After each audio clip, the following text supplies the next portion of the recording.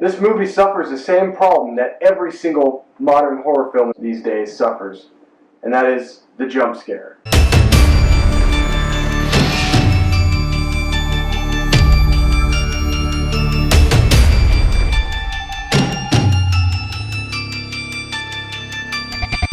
What is going on, guys? Welcome back to my channel, and this is my review for the new horror film set in the Conjuring Universe, The Curse of La Llorona.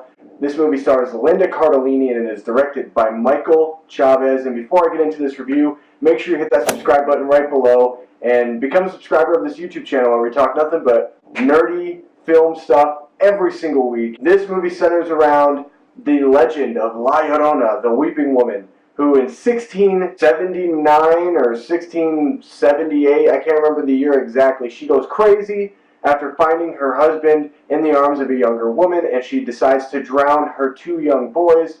300 years later, Linda Cardellini's character is a child protective service worker, and she comes in contact with this family who has felt the wrath of this evil entity that is La Llorona, which was cast out from the heavens because of her deeds, and she has to find her children.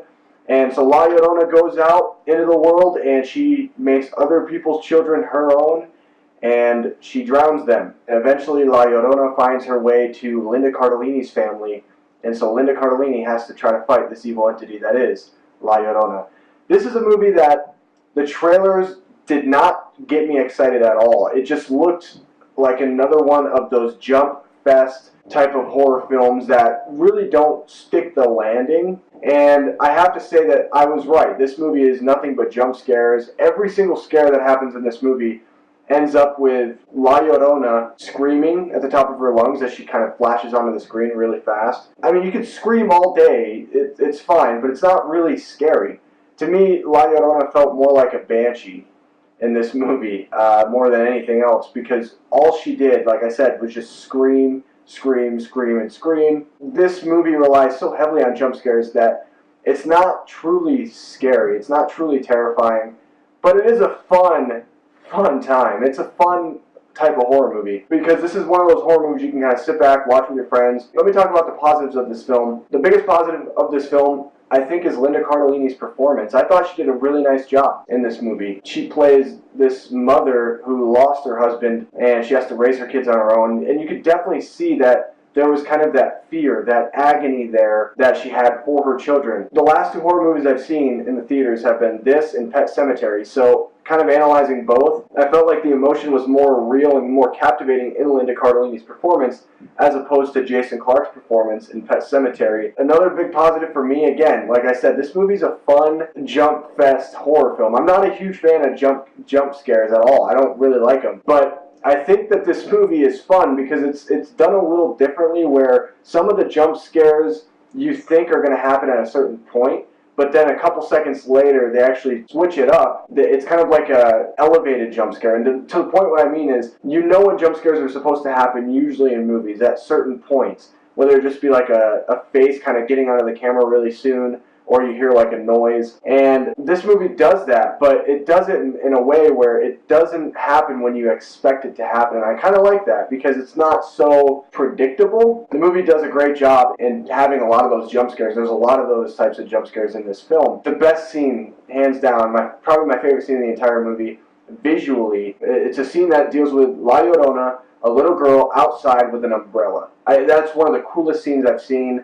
And again, that kind of goes back to the kind of the heightened jump scare. Here are the negatives. There's quite a bit. Number one, again, it's a fun jump scare type movie, but all of the scares are jump scares, which makes the movie not terrifying. It's not scary at all. And you could tell that the jump scares, like La Llorona's face, for the most part, like everything that is in the jump scare part of her face is all CGI. And CGI is not scary to me. I want something more practical. CGI, it looked okay, but it just wasn't scary. CGI is not terrifying at all. I just want something practical, something that looks real, and something that feels authentic. Number two, I didn't like the setting of LA. This movie starts off in Mexico, showing the legend and the mythology of La Llorona, and then they just literally take that whole perspective of Mexico out and they put LA, which every horror film nowadays, it just seems like they're filmed in one of two places, New York or LA, and To me, I want something kind of more authentic, especially when we're dealing with La Llorona, which is a Mexican folktale. I wanted to see Mexico be represented